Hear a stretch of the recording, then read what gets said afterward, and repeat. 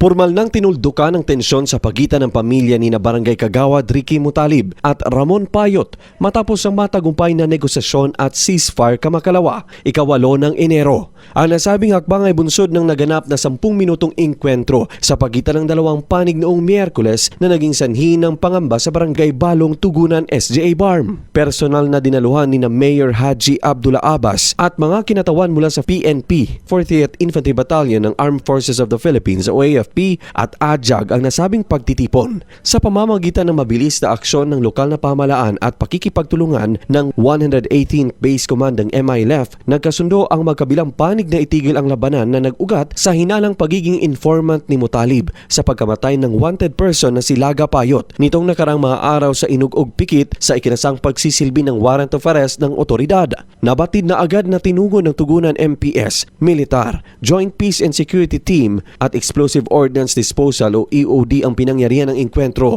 sa gitna ng clearing operation ng mga tropa ng 40th Infantry Battalion at PNP.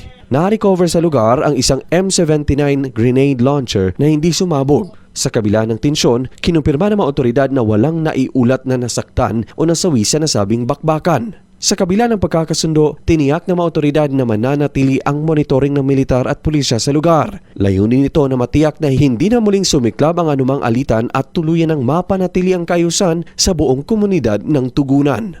Luigi Alan Totor, NDBC, Bida Balita.